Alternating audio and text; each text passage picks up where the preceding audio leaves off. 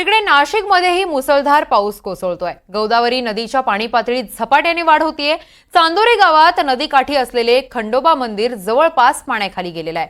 सायखेडा गावात बाजारपेठेतही पाणी शिरण्यास सुरुवात झालेली आहे। नदीकाठच्या सर्व गावांना प्रशासनाकडून सतर्क राहण्याचा इशारा देण्यात आलेला आहे। नाशिक जिल्ह्यात मुसळधार पाऊस होताना दिसतोय, त्यामुळे गोदावरी नदीच्या पाणी पातळीत झपाट्याने वाढ होतीये। चांदोरी गावात नदीकाठी असलेलं खंडोबा मंदिर जवळपास पाण्याखाली गेल्याचं चित्र पाहायला मिळतंय।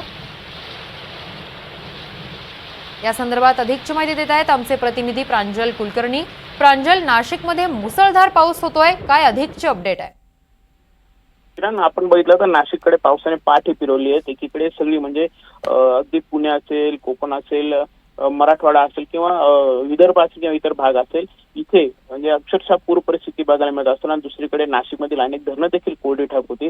मात्र अखेर काल सकाळपासूनच पावसाची संततधार सुरू आहे। त्यासोबतच रात्रीपासून देखील जिल्ह्याच्या धरणांच्या पाणलोट क्षेत्रामध्ये देखील मुसळधार असा पाऊस बरसत असल्यामुळे धरणाच्या पाणीसाठ्यामध्ये मोठी वाढ झाल्याचं बघायला मिळत आहे। सध्याची आपण ही एक्सक्लुझिव्ह दृश्यही बघत आहोत।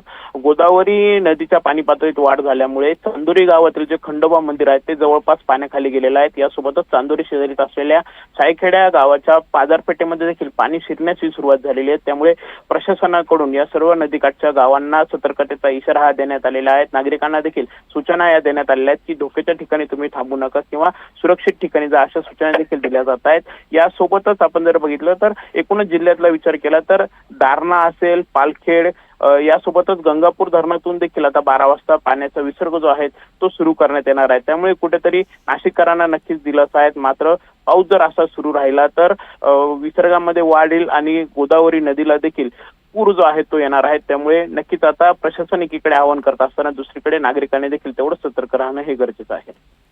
अगदीच धन्यवाद प्रांजल, तुम्ही दिलेल्या सविस्तर माहितीसाठी।